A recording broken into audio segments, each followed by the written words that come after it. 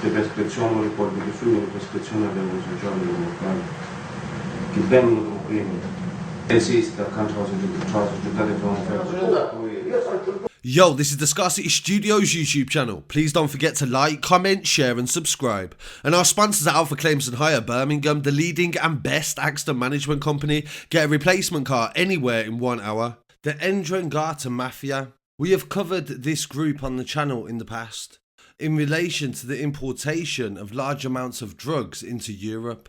But today, Reuters news agency has said that Italy is about to have one of the biggest mafia trials ever, with 330 suspected mobsters and associates facing an array of charges that include drug trafficking, extortion and theft.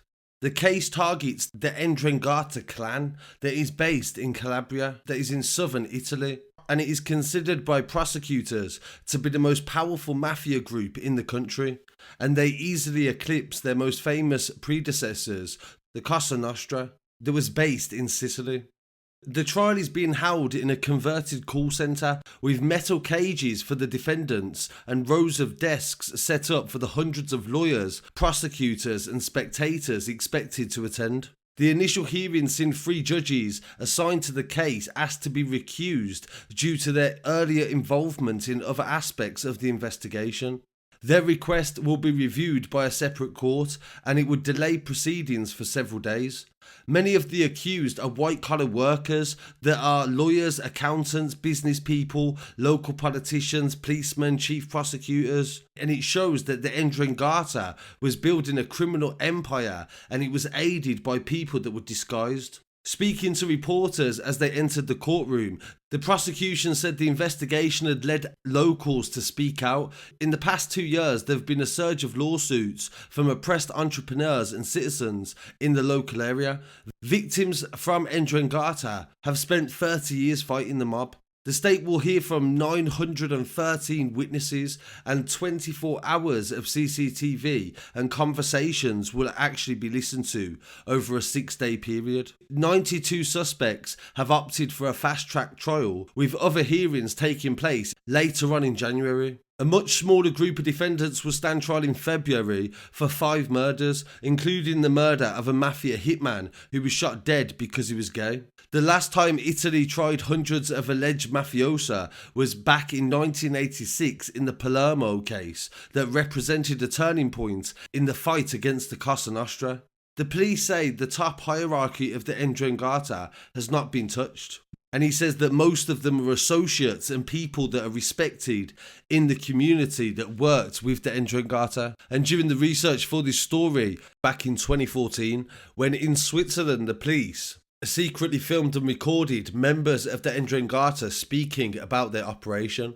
Police arrested 18 members of the group back in 2014 after their meeting that was meant to be in secret in a dimly lit room in Switzerland. The video shows a man walking in and greeting one by one each person at the table. He then sits down and starts speaking about honour, dignity, tradition and respect. Also the business, which was cocaine, extortion and trafficking. It's a scene that could be mistaken for a 1970s Godfather film, but these men are not acting. This is a small town in Switzerland. The men were alleged leaders of the Calabrian Ndrangheta, the Telegraph reported at the time. They secretly were filmed by Italian and Swiss police in the town, 30 miles north of Zurich. During a 2-year investigation that led to 18 people being arrested, the video gave police a rare and valuable insight into the private rituals in the Calabrian Mafia. The presumed boss was Antonio Neschi, and he's heard telling his colleagues that the local cell has been active in the area for 40 years, and he also tells a younger one that there's plenty of room for growth. You can work in anything, extortion, cocaine, heroin, anything. There's everything, 10-20 kilos a day. I will bring you anything you want. I just don't want to know any more about it after that. In a chilling reminder of the mafia's uncompromising violence, the boss says the decision about murder and extortion can be referred to those who are specifically designated to carry out those tasks. Neschi says the organisation has been established in the Swiss town since the 1970s, and he urges the younger ones to keep a clean reputation for the mafia, sometimes referred to as an honoured society that was built in the town in Italy. He's heard saying, "For those that know us, we are clean, we have built a reputation. The young ones should do the same and stay respected." At the time as well, there was research that was revealing that there was mafia groups being set up in different parts of Europe that included Scotland.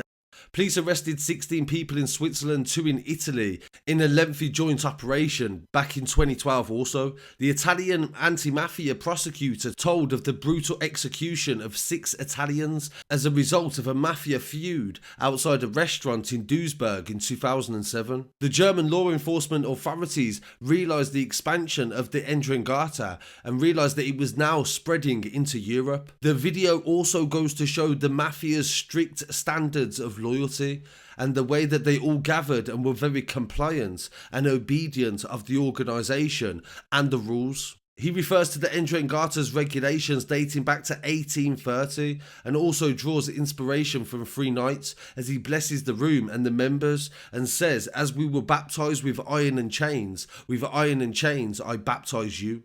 According to the police, the Swiss Tsar was linked to 2 clans that were based in Italy. So I thought this was a really interesting story and in some way an update because we've previously covered this story. So I really want to hear what people have to say. Please don't forget to like, comment, share and subscribe. I'll be back again very shortly with some more news. Peace.